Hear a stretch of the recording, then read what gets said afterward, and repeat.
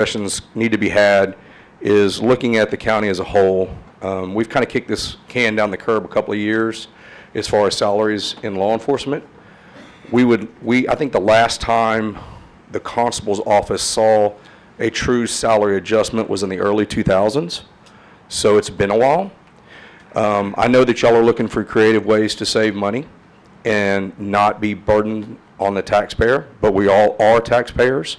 We're having these discussions about taxes going up 17.5% house. So I get it. Everybody in here gets it. So we're not trying to add a burden to a taxpayer, because I think people forget we are taxpayers. We're all in this boat together. That's true. I would challenge y'all to, just listening to your conversation, maybe look at some personnel studies. Are we truly utilizing personnel in the proper manner? There are some ways to save money. It's just whether or not y'all want to make some big decisions about whether or not we want to save money. Because there are avenues in which we can utilize county services at a more efficient rate and still get to the end result. I think the total amount for our request was about what a vehicle cost Brazos County. So I don't think it was unrealistic. I understand that it has steps involved in it, but I don't think it was an unrealistic request. I also will tell you that I've been in this office now, this will be my third term. I've not added anybody in my staff. We still operate very effective, efficient. We produce the most paperwork, and we collect a lot. A wise man just said the other day, and I'm going to repeat his words, the numbers don't lie. And I think Judge Hill used that with you. Or you said that to Judge Hill, the numbers don't lie. Our office is rocking and rolling. Y'all have any other questions? Okay, thank y'all. Thank you. Thank you. Still 3-0, by the way. Constable Precinct 4, Constable-elect Precinct 4.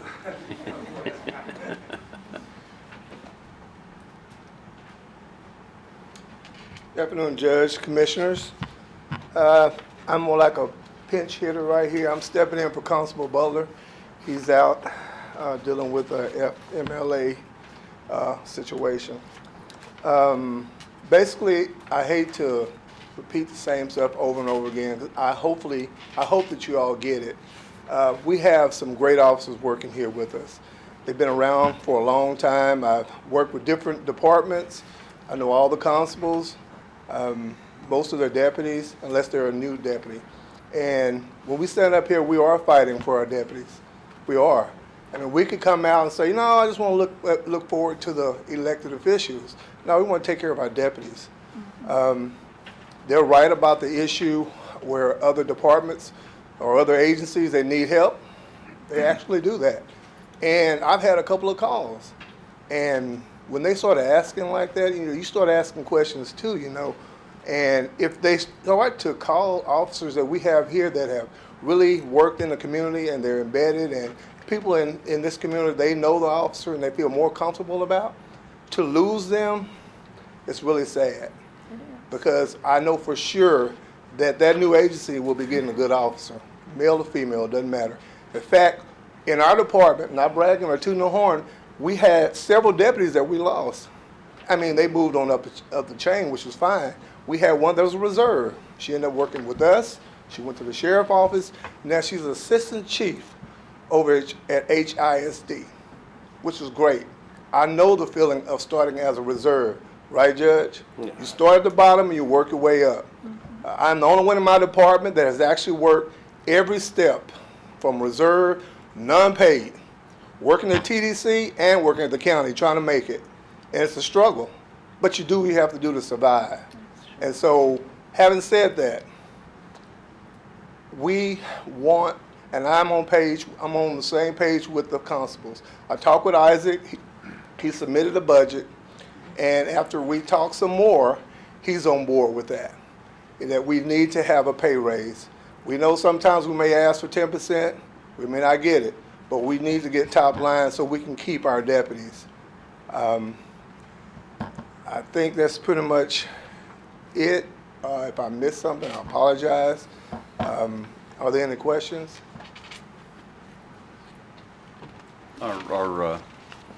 Would you say that your requested positions, of which there are 7 I have on the list? I'm sorry, 9. There's 2 on the back. Would those also be oriented towards what was in the deputy constable from Precinct 3's Yes. presentation relative to entry levels and levels of experience? Yes. Okay. Yes. And like I said, the bottom line is they need something, we need something, and we want to keep our deputies. And like I said, you are attached to them. You feel that, you want to do all you can to help them. We know that you can't get everything, but they deserve the money. They really do deserve the pay. Well, once you've trained that deputy and that deputy leaves, you lose that investment you've made. So That's so true. But we get it. Yes, ma'am. But you know what? I've always been that if I go into the fight, my soldiers will stick with me. But those that don't want to be part of it, they won't follow me into the fight. That's true. So we've had issues with other counties right next to us. I won't say the counties, but some of them, they hire people for a little while. As soon as they finish their ghost phase or their training, they go to another county so they can make more money. And I Right. understand they're trying to feed their family. Right. So like I said, I just feel that if you have a good team and you're a good leader, they're going to stay with you.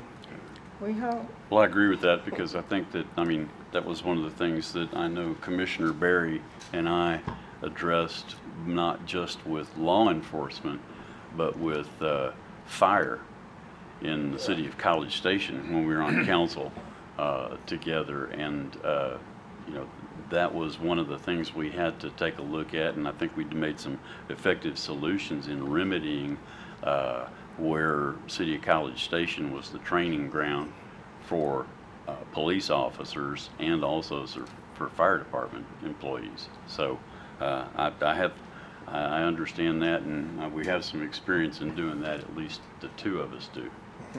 In addition, so thank you. And I know some, I won't point them out, but I know those who have been here a long time. At one while that Bryan was losing officers to College Station, and College Station was losing officers to Bryan. There was a reason why that happened. So just keep us in mind. Thank you. Thank you. Sheriff's Office admin. Another biggie.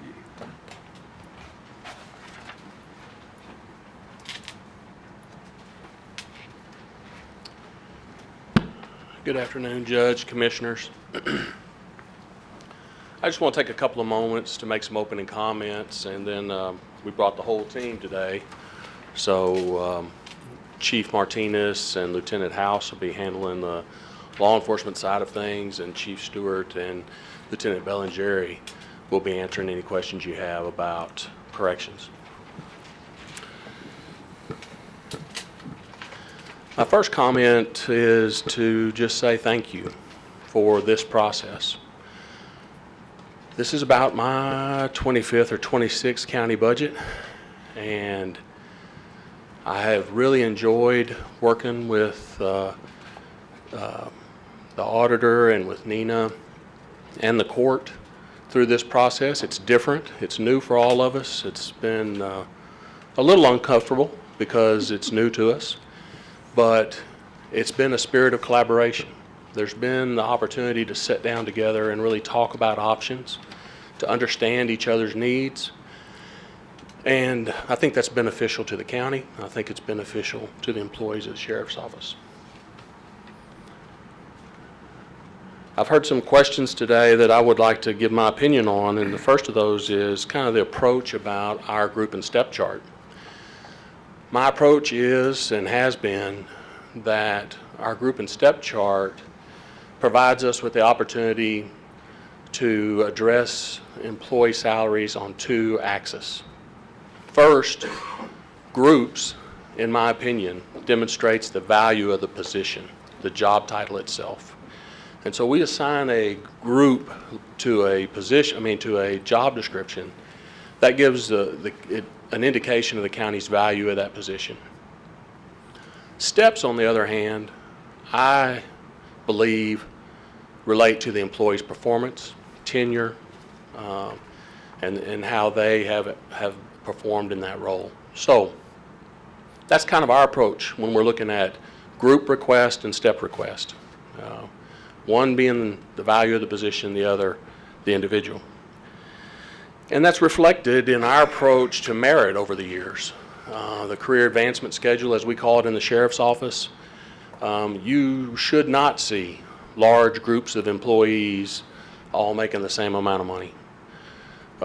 Those merit steps should be given out in recognition of service, education, performance, and other criteria that we put into place to recognize people. And that's what we hold ourselves accountable to do. Some years, we have to find a way to do it with not quite enough merit money, and some years we've given some merit money back. And that's okay, because we achieve the objective. This year, as in some years past, we've identified a gap with local law enforcement agencies. I think it's been discussed earlier today or in these other presentations.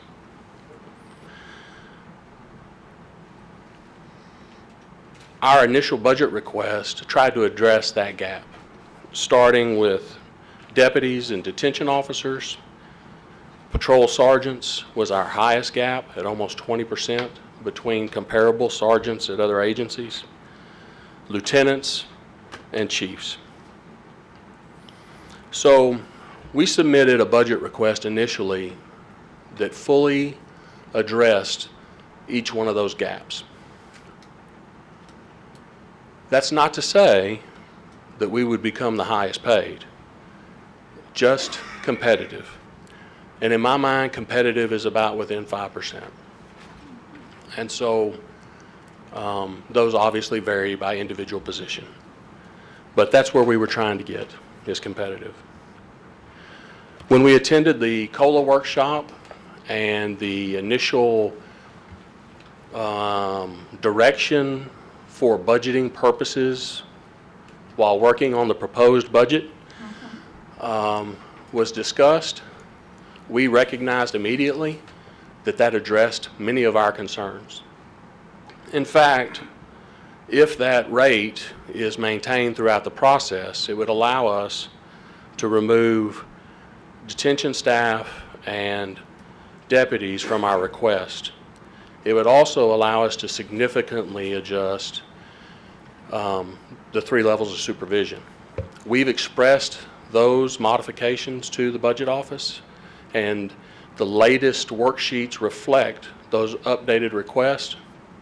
And as a result, our requested salary-related number was reduced by about $1.4 million from our original request. And I think that's just one example of our effort to work with the court in recognition that you have hard decisions to make. And we believe that the proposal that is in front of you adequately addresses the concerns at each level of the organization and will allow us to deliver services to the citizens of Brazos County. So thank you again for this process. Thank you for hearing our concerns and our requests, and I'll turn it over to Chief Martinez for the first presentation. One question. Yes. And we've been handed an updated personnel request summary for 2023, and I know that a lot of the previous positions that were on here were highlighted in yellow, which meant that there was going to be some reconfiguration. So is it fair for me to assume that in going from what was 5.9 million down to what's now 4,300,000, that's how much of that's not attributable to the sheriff's office?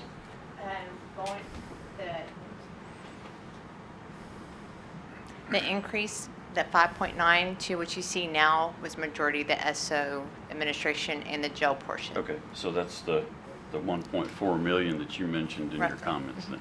Okay. Yes, sir. And just to be clear, that was a reduction. Reduction. Yes, yes. Yes. Well, okay, I just wanted to clarify that. Thank you. Thank Any you, other Sheriff. questions? Thank you.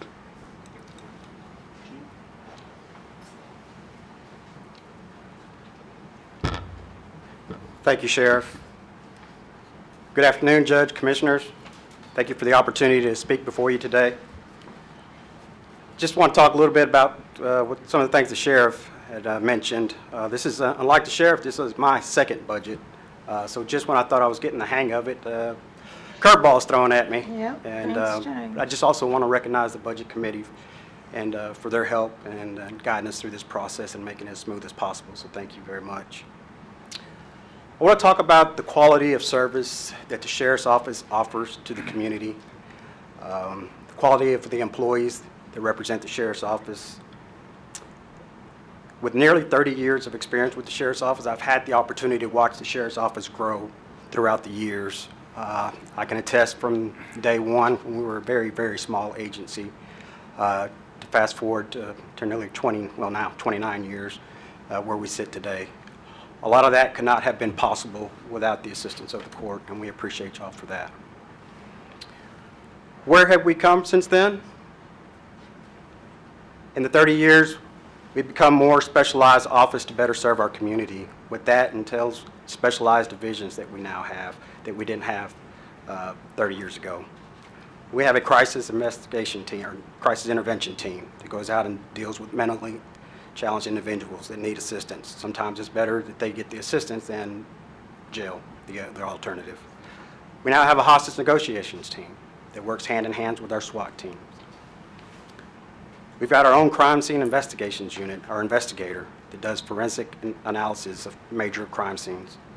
We have a criminal intelligence unit that we utilize that networks with all the agencies in the Brazos Valley region. And these are just to mention a few of the specialized divisions that we have within the Sheriff's Office. But I'd also like to recognize all of our deputies, our detention officers, and our supervisors for the job that they do day in and day out, and the things that we ask them to do for us and for the community. You will hear me refer to our command staff a lot more. It's not that I don't appreciate the baseline officers and the patrol staff, but the biggest disparity is going to be in our supervision, and you'll hear that more in the formal presentation that will be given by Lieutenant House. Here at the Sheriff's Office, we take leadership very important. We encourage our supervisors to go out and attend additional training, such as LEMIT, the Law Enforcement Management Institute of Texas. It's a very prestigious command college that's offered out of Sam Houston. We have 5 lieutenants and sergeants that are currently either enrolled or waiting to participate into this college.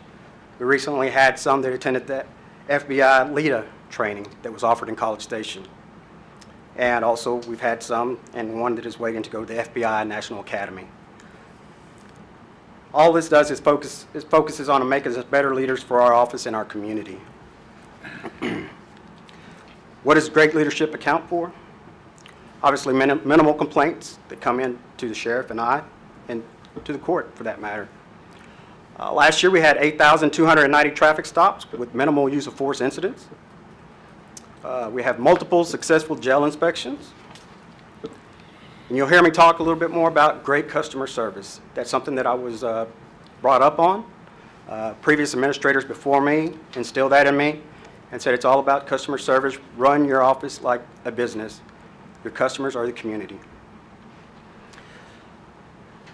Continuing on with customer service, what the Sheriff's Office offers, all calls are answered by a deputy.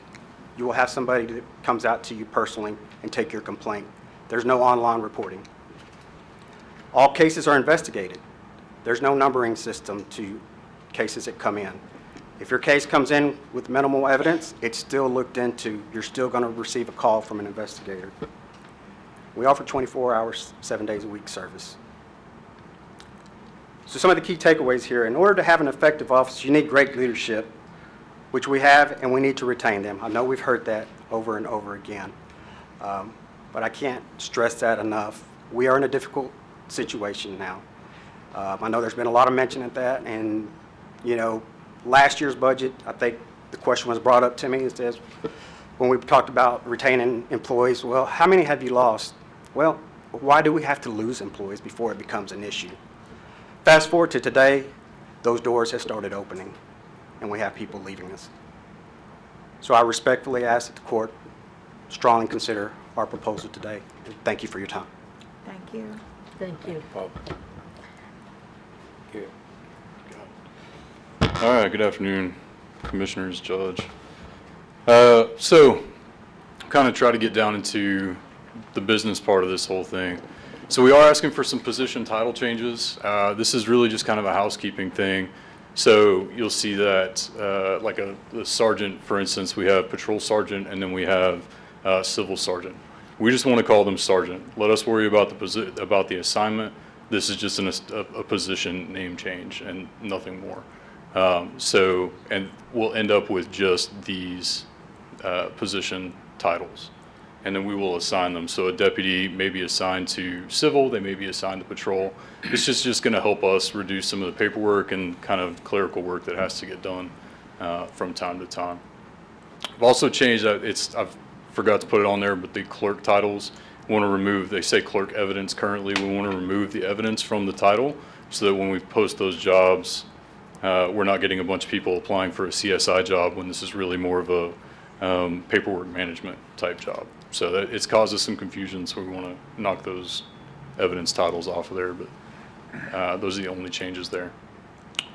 So as Chief has talked about, we were going to initially ask for these salary increases at the percentages here, given the COLA being a potential. We've dropped that request and changed that accordingly, so you all have those in front of you. And you've seen these numbers more or less already today, but you know, our average sergeants, on average, our sergeants were making about 17% different from their counterparts at College Station, Bryan, DPS, and at the University Police Department. So this is something, again, we saw when I was in front of you guys last year. We all talked about it. That number really hasn't changed. However, now talking to the agencies, they're both looking at substantial raises again. College Station, is looking at a large cost of living, is what I was told as well. And then Bryan PD is hunting higher pay. So we are still behind. And the last time you guys addressed this, the court judge, I think you were probably maybe the only one who was, maybe Commissioner Cawley as well, but 2006, right? And we were looking at roughly the same numbers back then that we're looking at now, in difference in pay groups between the was a cities different and the sheriff's calling. office. Yes, ma'am. That was a different calling. Okay, all right. Yes, ma'am. So, lieutenants, our average difference is about 12% from, again, Texas DPS, Bryan PD, College Station PD, the University Police Department. And then the chief deputy, I don't have a slide for that one. The chief deputy was sitting at about 25% different from what a chief deputy, or I'm sorry, an assistant chief at the police departments makes. One thing that I pointed out last year, and I think it's important to point it out again, is the level of responsibilities that are held by those positions at the cities is very different. You will not see a lieutenant typically doing a budget presentation or doing any budget stuff at the cities. That is not something that an extra duty or responsibility that they have to take on that we will take on here. So, and the same thing with an assistant chief. Our chief does things that an assistant chief would not have that responsibility for in a police department. We posted recently, I say recently, there's two of these. So this is the first one. This was last year, right after the budget hearing that we had. We posted online onto a Facebook page and advertising our positions that we were hiring. And this is for police looking for jobs on Facebook. And some of the comments that we got on that. Essentially laughing at how we're definitely not competitive, right? That we don't have enough in benefits, vacation. They're talking about certificate pay, vacation, those types of benefits. Nobody is interested, right? We are catching when we post these things, and in the last few applications that we've done to the outside, straight to patrol, which is a rarity, right? But it's something that we've had to do here recently. We're getting very small agencies that are applying to us, people that have just graduated the academy.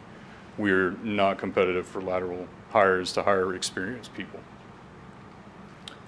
This one was posted just this last week, right? Somebody felt the need to point out to us on the post that our guys were making just $26,000 less than a McDonald's employee or a McDonald's manager, right?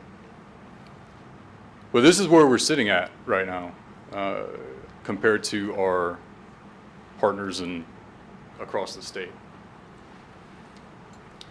So we're also going to be asking for some positions this year, several. I'm going to talk to you more about the patrol assignments here in just a little bit, but I do want to go into detail some on these other positions.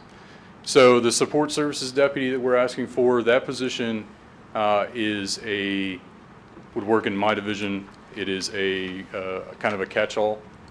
Currently I have one deputy in my division. That position handles more hats than probably any other single position at the agency, from public information to crime prevention to assisting other units, patrol, SWAT, drone program, recruiting, helping with background investigations. Overwhelmed, right? Overwhelmed. And so we're trying to get some of those hats off, as well as assist patrol with that position. Courthouse security, that we asked last year, asked for 2 positions, you gave us 1. Absolutely grateful for it.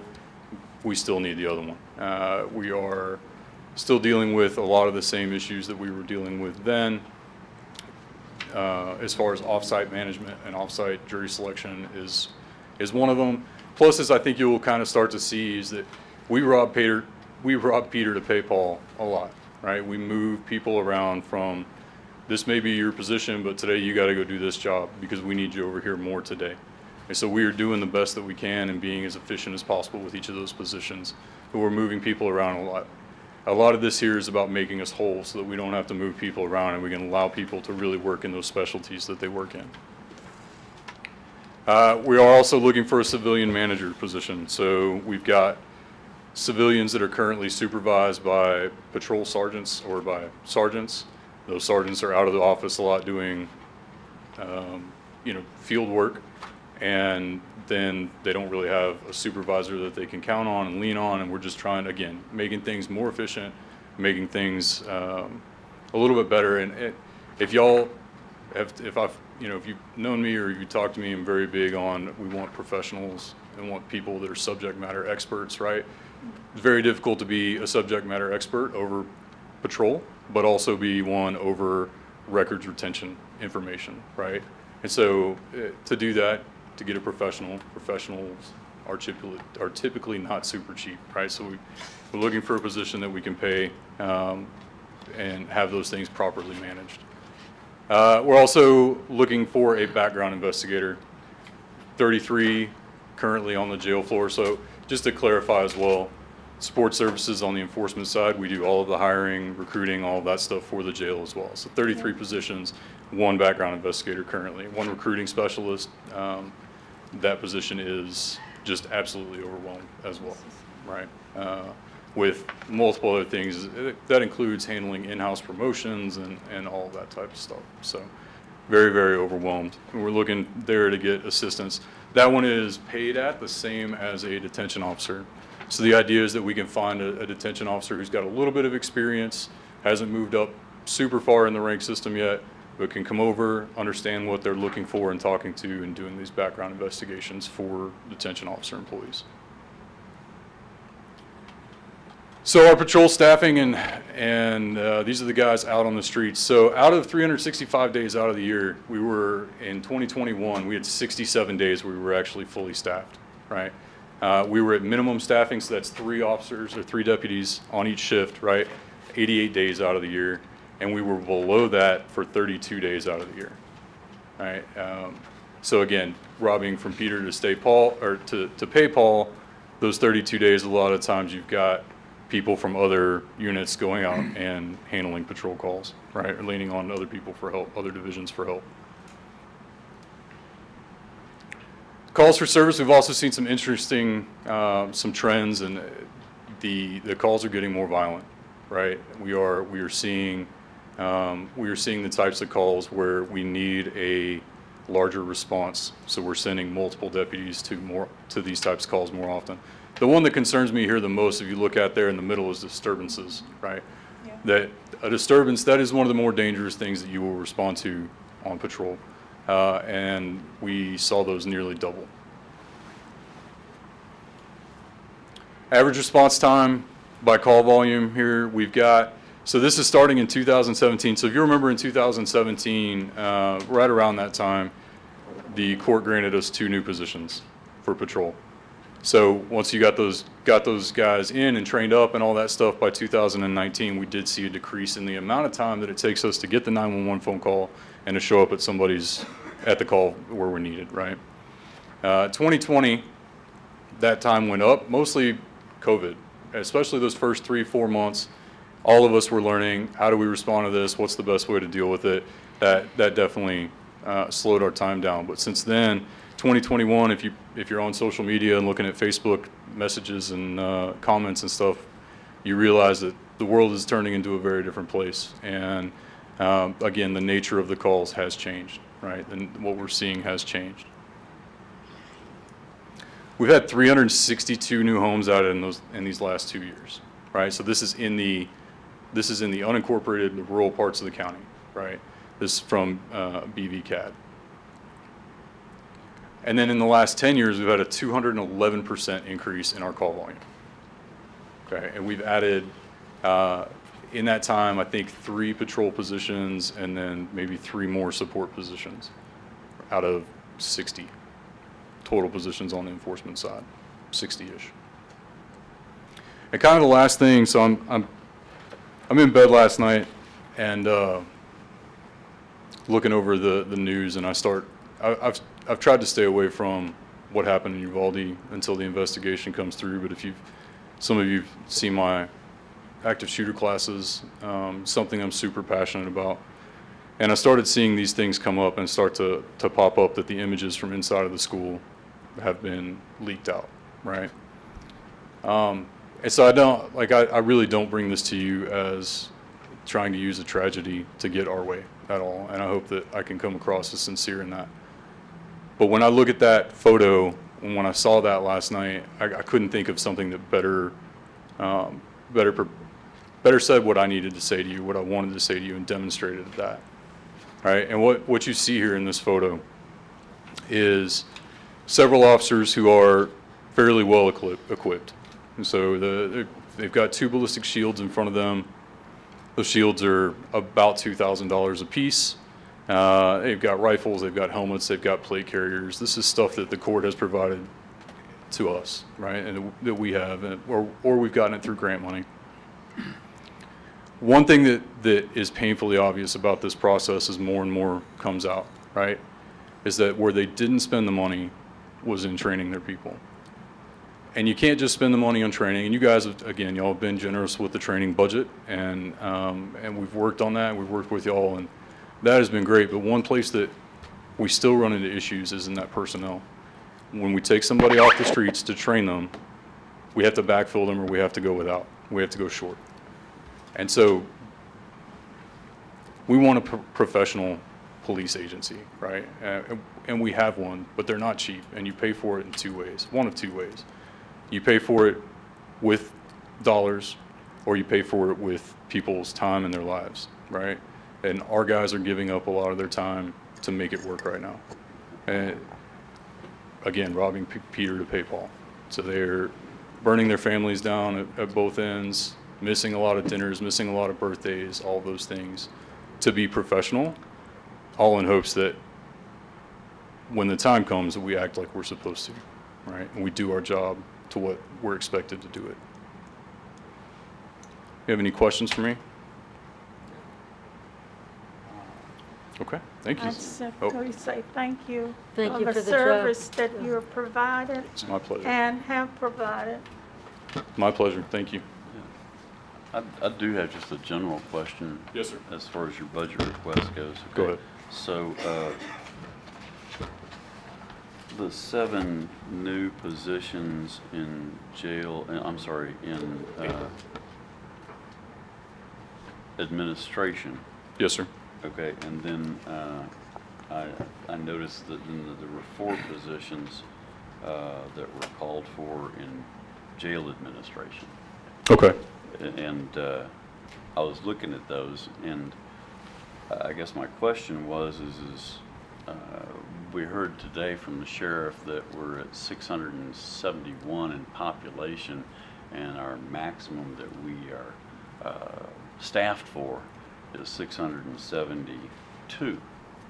And my assumption is that those 4 additional positions in jail administration would allow for us to be able to expand the capacity.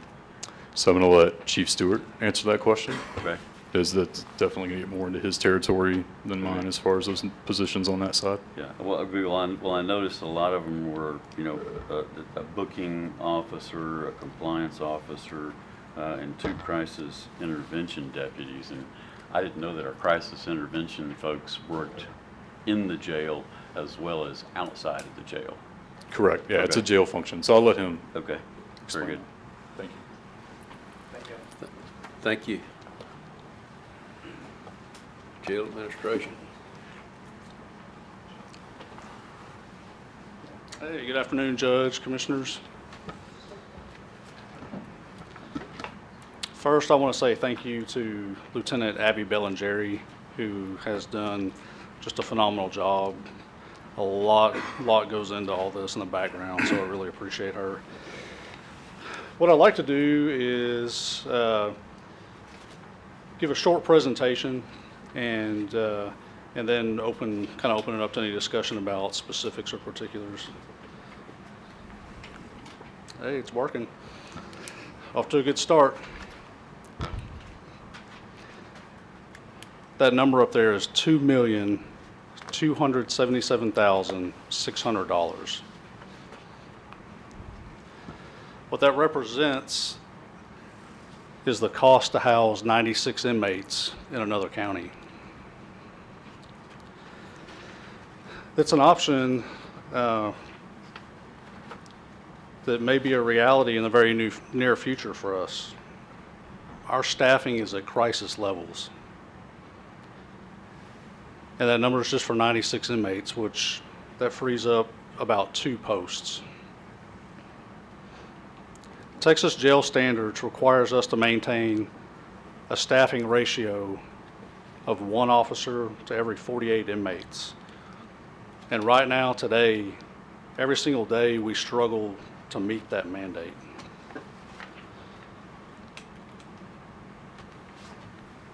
Today, we have 33 vacancies. And we struggled to stay below 20 vacancies for over a year now. That's a number and a length of time that I have never seen in my 21-year career at the Sheriff's Office. Our current population, just at bare minimum, requires 14 officers. So that's not even giving somebody a bathroom break. That's just how many barely we have to have. You can't count control room officers. It has to be people that can respond. We have 2 shifts right now that only have 13 officers assigned to them total to begin with. And we still have to let officers off for vacation, holiday, and sick time. And those numbers that I just gave you also doesn't include anyone who may be off on some form of FMLA either. We implemented mandatory overtime in August, and we're now requiring our staff to work an additional shift every week. This effort includes all staff, supervisors, work crew division, transportation division. This is not only difficult for our operation, but it creates a great strain on operations that we support, such as the courts, getting people to court, professional visitors, and really a whole lot of other county operations, including those that are supported by the work crew division.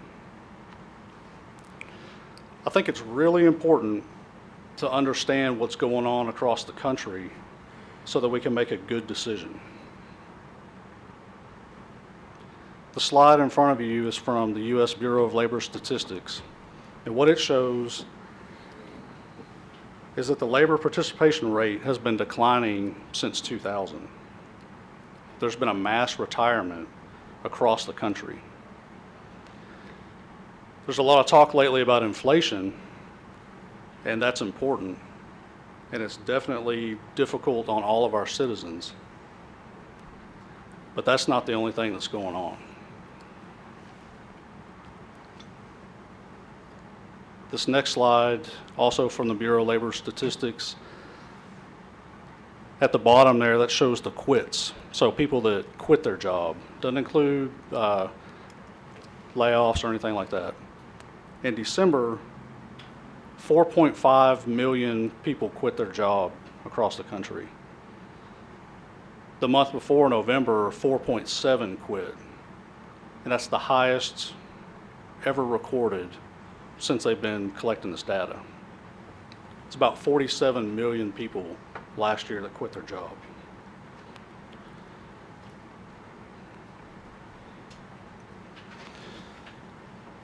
There are not enough workers for all the jobs. This has created a feeding frenzy. We're all competing for the same applicants. Not just law enforcement, everybody. Workers can go wherever they want. The difference for us in the jail is that we have this mandate for staffing, and so we need some help.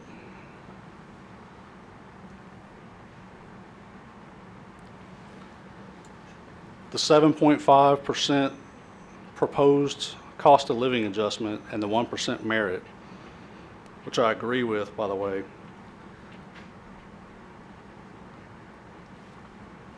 with that in place, we were able to withdraw, as previously stated, a significant portion of our original request. If the COLA stands as it's written there, our entry-level positions will have a competitive wage. Our request also includes an increase to our supervision and some key areas that require additional skills and training. This will retain staff already here and create a desirable career path for new employees.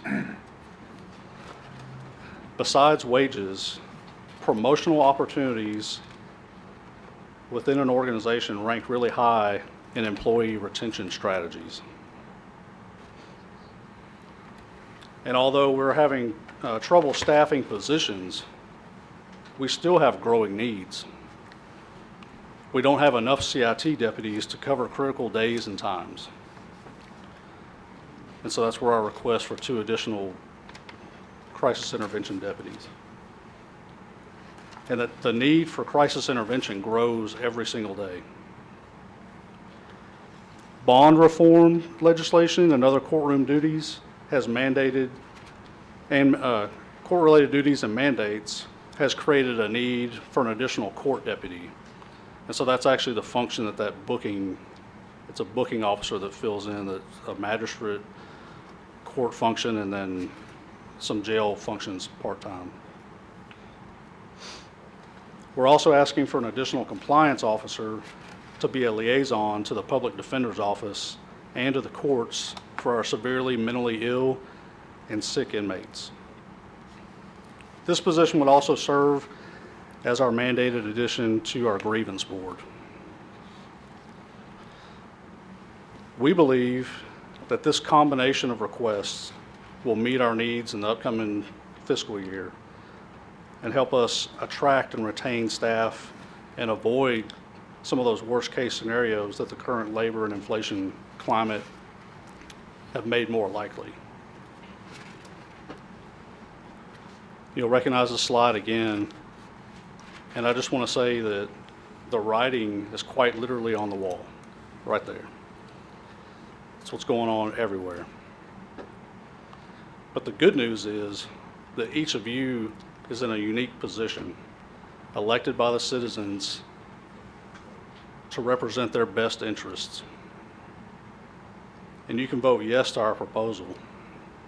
You can vote yes to maintaining a professional, qualified, and sufficient staff at the sheriff's office. I understand that the county budget is complicated and there's many tough decisions that have to be made. We need your help. I'm asking for your help. And I'm asking you to make us a priority this year. I would really like to thank each one of you for your service to Brazos County, and thank you for your time and attentiveness. And I'll be happy to answer any questions that you may have.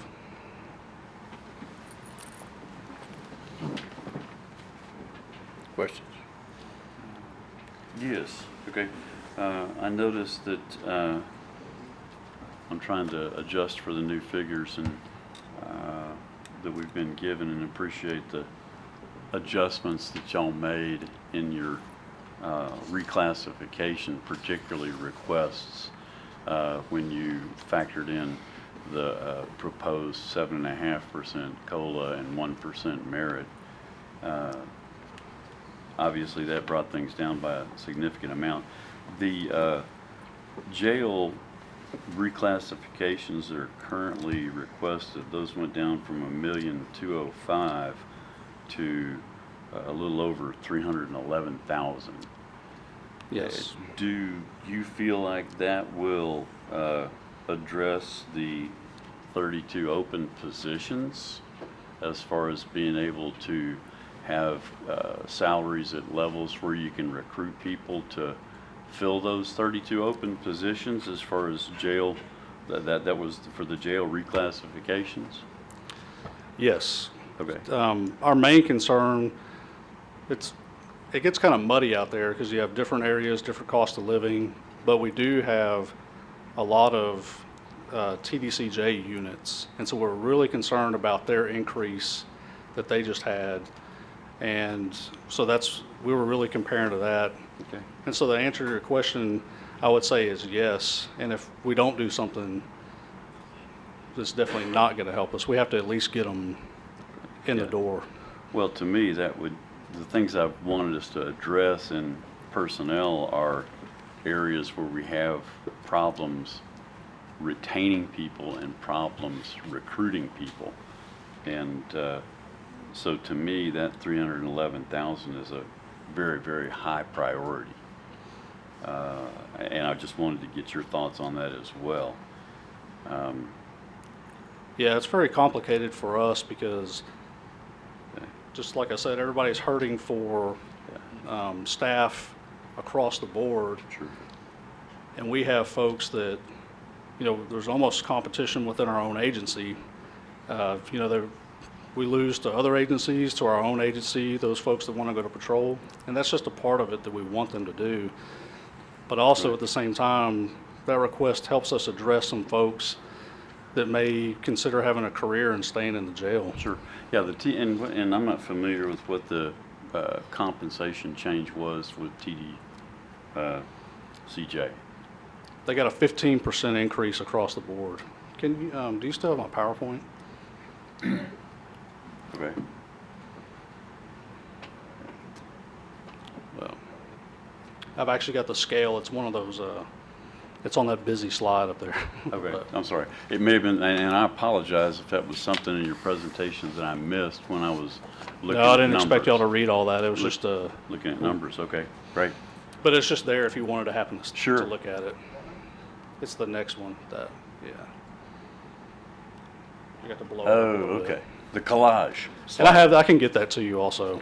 Okay, yeah, I was just curious because, obviously, Yeah. not far to the south, commuting distance easily. There are a large number of people there, and I think that makes a real competitive differential for y'all. Yeah, we usually steal folks from them. And we've had a couple that have returned back. And I don't expect you to have to read that, but we were concerned they were going to, by about a year in, they were going to be outpacing us by about $2 an hour coming in the door. And so now, just with if a 7.5% COLA was done, we're outpacing them Okay, by a little bit. Okay, and that would not include the 311K reclassifications? That's not included in that.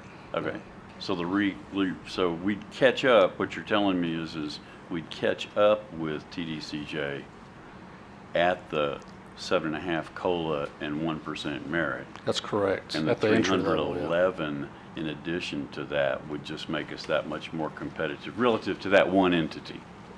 Yeah, and, you know, the real intent is, like I said, to keep, when we get them in the door, is to keep them.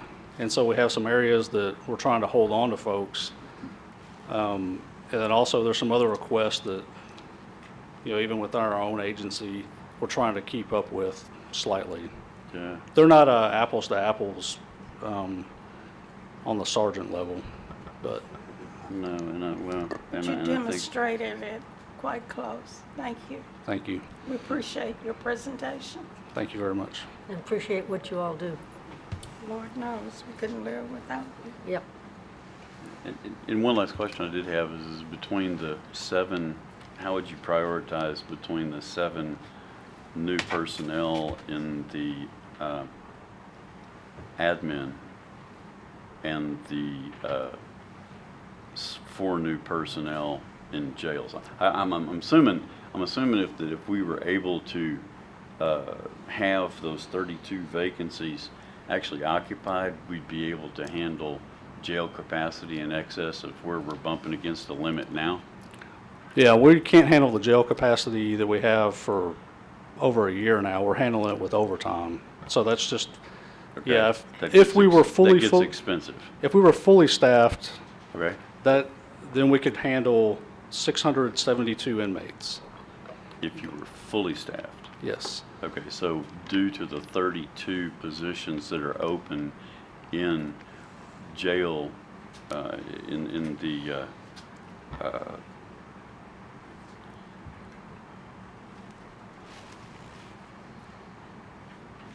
we're spending time with employees paying overtime in order to get them so we can operate at the capacity that we're at. The 32, if they were fully filled, did I hear you say that would make us 762 at the max capacity? 672. I'm sorry, 607. A little dyslexic error Yeah. there. I apologize. And it's just a testament to we only ask for what we need. And so we have been higher than that population before, and our staffing, level was still what it was, and we had some overtime budget, and we were able to account for it. So Well, I even know when we're, that fluctuates, but you also have to be available to handle peak capacity. It's kind of like the electric utility grid. Well, by law, we have to meet the standards, Commissioner. And how we've done it so far is by overtime. If we didn't have to pay overtime, it would be cheaper and we might be more efficient. However, this is the situation, and I have to say this administration and our last administrator have, and before that, they've worked like that for several years. It's not just this year. But I just want to say thank you. Thank you all for what you do and how you keep us safe. And unfortunately, we don't have that unending checkbook, but we're going to do the best we can with what we have. yeah, well, thank you, and I appreciate it. And I just wanted to restate and also thank my staff, because a lot of times you talk about overtime and it's a good thing. Like, hey, I'm getting some overtime. We're making them. We've been working Exactly. them for a long time. Right. And they've hung in there with us. But that's why I want a clear picture of what's going on outside, because that's the reality. Yes. And it is my opinion, but also there is obviously documentation that backs that up, and we have to Yeah. work with inside that reality, or we're going to be in big trouble. Well, the facts don't lie. Thank you. Anything else? Thank you, And, Kevin. Thank you all very much. Hopefully we can get this done, because I understand, the jail is mandated, Yeah. Staffing there is a requirement by the state, and Exactly. and I'm sure your folks are worn out dealing with overtime, so hopefully we can do something to help recruit more Thank you all staff. very much. Thank you. I'm going Okay. to turn it back over to the sheriff to close us out. Thank you, Judge, Commissioners, particularly for those comments as we closed out. I really do appreciate the fact that you heard our plea and understand. And we do know that the decisions you'll make in the coming weeks are difficult. And I just wanted to say thank you for that, say thank you to Chief Martinez, Chief Stewart, Lieutenant House, Lieutenant Bellingeri for all the work that they put into this in coordination with the auditor and the budget office. And do you have any other questions for me? I'd just like to, if we could get the records for what we're actually spending dollar amount in overtime in order to operate our jail at a capacity that is in excess of what our 32 positions that are open. I'd like to know what that number has been, because that's a net falls to the bottom line number if we take actions to correct that, and we can recruit people for those positions and we can retain people in those positions. So I'd love to see what that number is. It's available. I mean, Yes, anytime, Nina. anytime we can, I would say that I would get it to you, but the Anytime budget we- office has that. well, that's a net number. Yeah. I'd like to know what the net number is, and that net number, that's not nearly as much that we have to fund if we look at it, and I'd like to know that net number. Our budget officer is working on it as you speak. All right. I need to update, it's been a little bit, Sure. but going back in the previous years, Well- I don't think the jail has ever been 100% fully staffed. No, it But hasn't. I have overtime all the way back from '08 to show y'all, so Yes. give me a little time to work on it, and I will present that Yes, to y'all. Thank I you. can recall, and I appreciate what you're doing for us. But Sheriff, I certainly appreciate the administrators of the jail, because it's been my experience that we pass the state inspections with glowing remarks and flying colors. And that in itself signifies to me that you're doing what is required and above to keep us safe. And I'm one that would say, please keep on keeping on. Thank you for those We need your words. service, and the dedication that we receive from the staff is appreciated. And we're going to try to do our very best to get more people there. I mean, Thank the you. bottom line is, we don't want to pay overtime if we don't have to with everything going on. You're right. People need to have family time, be home, sometimes with their family. But anyway, the bottom line is, we thank you. We appreciate what you've done, and you've kept us safe, and that's a good thing. Thank you, Sheriff. Thank you. All right, we will move on to number 3. It's an open discussion of 22-23 proposed budget. Judge, before you move on, can I ask if the Commissioners Court has any direction with regards to the presentations today?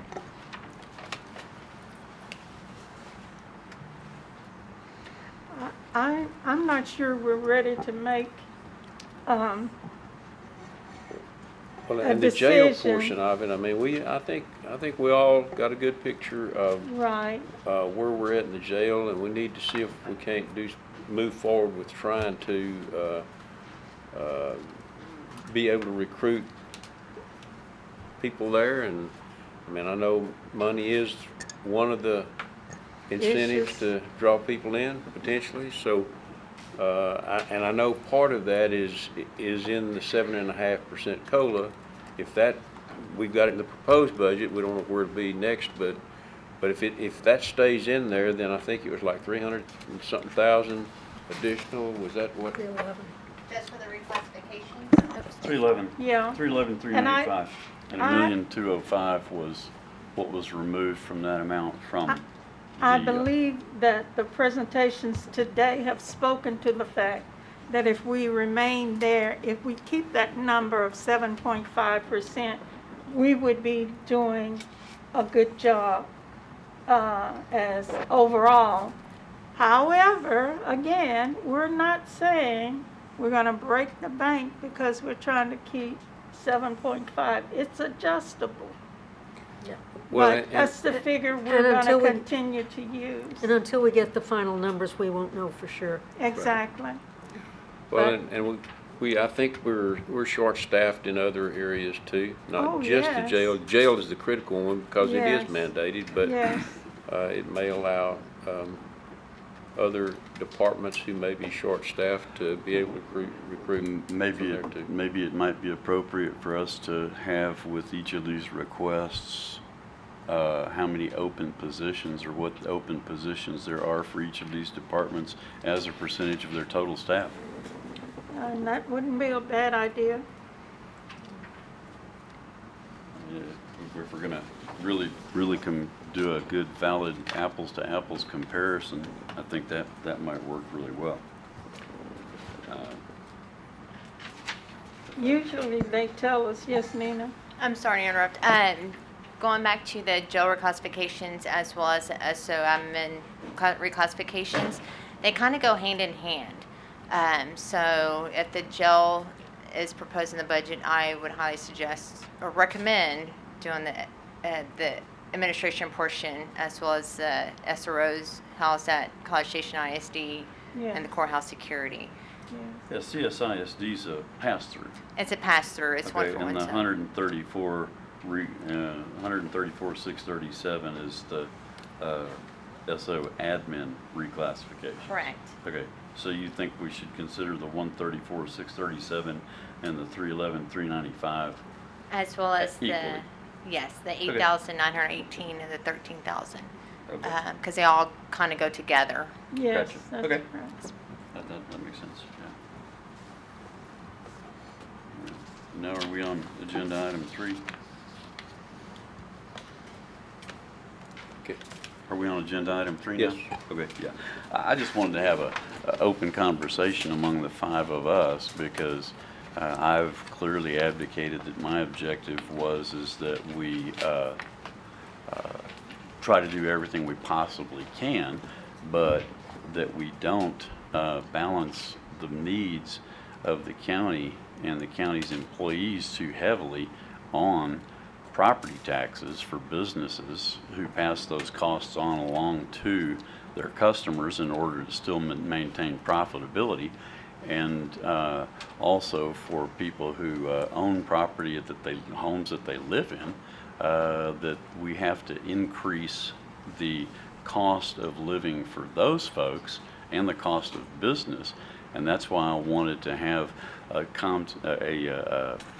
conversation about, are we going to base this budget with the target being the no new revenue rate, or is the consensus of the Commissioners Court that the 3.5% voter approved rate is where we're starting from?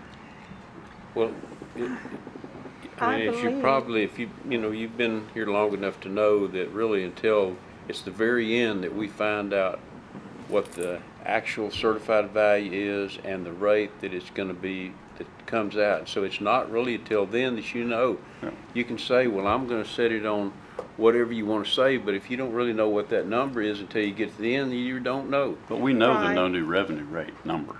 But, We do know the no new revenue rate number. It's the Well, 'cause we exact don't same know